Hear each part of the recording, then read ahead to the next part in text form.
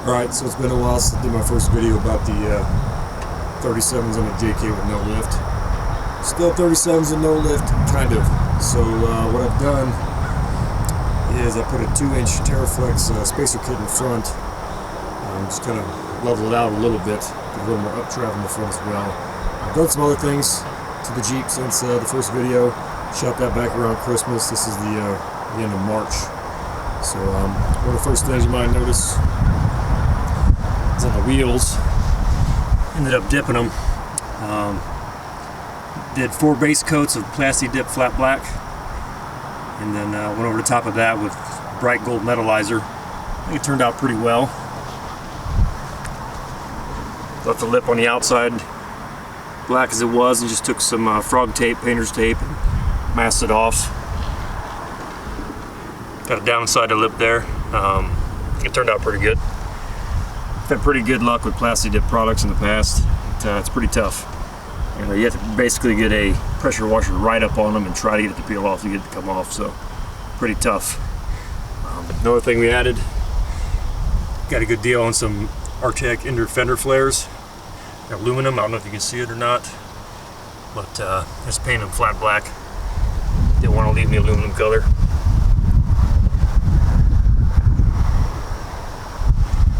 Another thing, as you see in the corner lens there, the corner marker,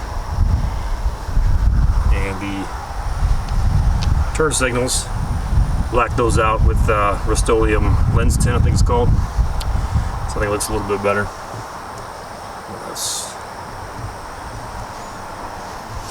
Done some significant upgrades to the front end here. First thing you might notice is the Barnes 4-wheel drive solid aluminum 7075 tie rod I put on with 1-ton tie rod ends offset. It's a pretty nice piece of gear.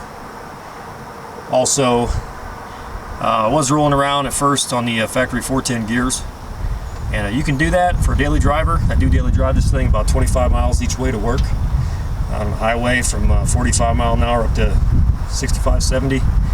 So I didn't want to go too deep. 410s were alright, like I said, especially at highway speeds, but they just lacked a lot of pep. So I went up and decided to go with 488s. And in the 488s, they turn at about, so if you hit 70, they turn at about 2,550, 2,600 RPMs with a 6-speed manual. If you had an automatic, they'd be even higher. So I definitely would not recommend going higher than 488s if you're going to do a lot of highway driving. When I did the 488s, I also put in some rough stuff 3/8 inch thick diff covers, and I left them in bare steel. I just took some clear coat and painted over the top of them, keep them looking nice. So I think it turned out pretty well.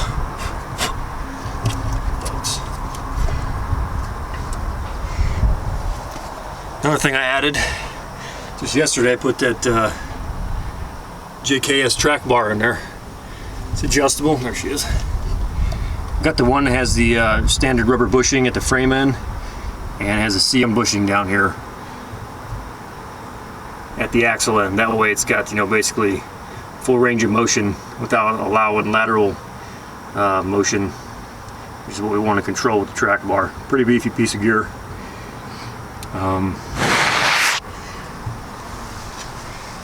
Another thing, this Jeep kind of wandered all over the road when I bought it, so changed out the center link here in case there's any play in it. So that's new. What's wrong with that? I also got some inner C gussets, some Arctic inner C gussets. I welded those in there, along with Terraflex HD ball joints. And these are the newer version. There's 2 different versions. The first ones I saw, and I almost bought them. It's their first design, basically for the, I think it was 2012 and newer. You have to grind off some of the ear of your axle shaft here to get them to fit, because the lower ball joint would actually interfere with it. But on these, it's a much improved design, so you can put them in there. If you're running RCV axle shafts, it doesn't matter. All you gotta do is turn that lower ball joint 180 degrees. So the grease fittings there are facing the opposite direction, but those are pretty impressed with those so far. And I also put a Terraflex axle sleeve kit in. You can kind of see right here where I plug welded it. So put that in, plug welded it, weld the ends in like it says in directions, and should be good to go. Much stiffer. Things I still want to do the front end. Eventually I might end up replacing the drag link, but for now, I mean, it's the factory one's good enough. That's not even really going to take any hits or nothing, so highly unlikely. But I do want to end up putting, probably going to run a redneck ram hydro steering assist on it. So that'll come in the future as well. And I might end up putting a truss on it if I end up lifting the Jeep and get the clearance to the oil pan.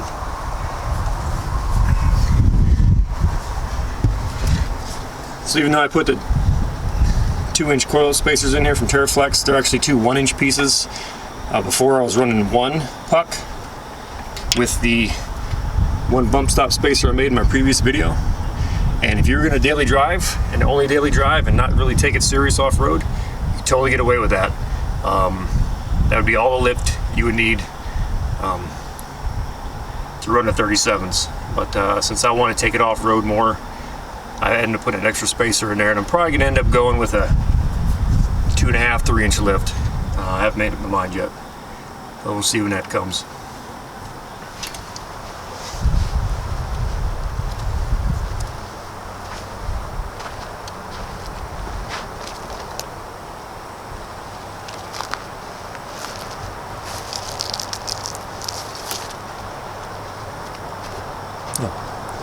So on the inside, you just seen I put the spiderweb shade in. I'm going to put these grab handles in from Rough Country. Not a super big fan of Rough Country stuff. I mean, it is what it is. It's kind of budget, but it has its own niche in the market. But these here, I mean, their grab handles are pretty damn stout. I can grab them and shake the whole freaking Jeep, and they don't budge at all. So they're worth it. And I also went with their neoprene seat covers front and rear. I think I paid $180 for the whole set, front and rear. So they fit extremely well, actually. I'm pretty impressed with them. So I mean, I could go and buy a $500 set of neoprene seat covers, but I figured that it's a Jeep. They're going to get muddy, they're going to get scummed up, and they're probably going to pretty much get destroyed. So why pay that much money when I could just get these cheap ones and shit can them if I got to. Here's the rear. We got pockets in the back. Actually, when I got these, the 60 seat of the 60/40 split here it was damaged on. It looked like it had a brand, like someone burned a big half U shape in it. And I got a hold of Rough Country. They just made me take a picture of it and hand me another one in the mail the very next day. So pretty good customer service.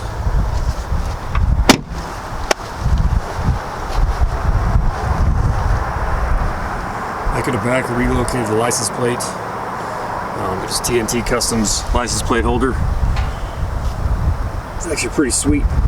It's got a CB antenna holder on the top, or mount. I plan on getting a CB, I just haven't done it yet. And off-road only license plate light / third brake light. So, pretty damn cool. If I end up having to run a spare tire, if I want to, I think I'm going to put a roof rack on the top, so we and the family go camping, and I'll just chuck the spare up there if we go to Hawaii or something like that. But other than that, I haven't done anything to the rear to beef it up or whatnot.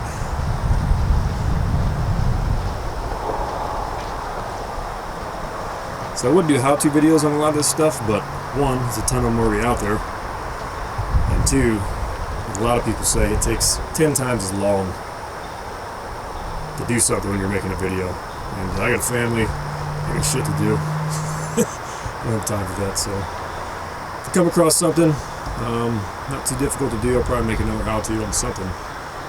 But not sure what the next upgrade is going to be.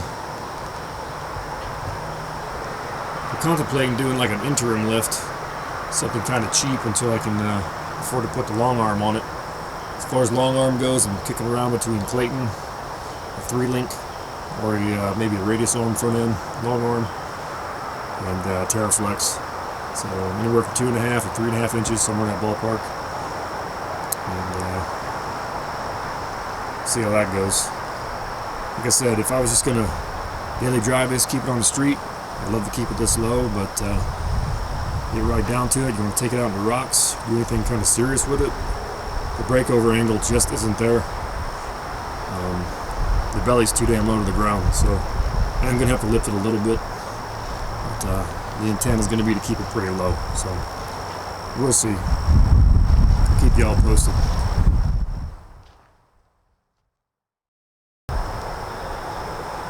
There's one other thing I forgot to mention I've done. Day running these 37s. There she is. See the steering stop right there, the bolt is sticking out.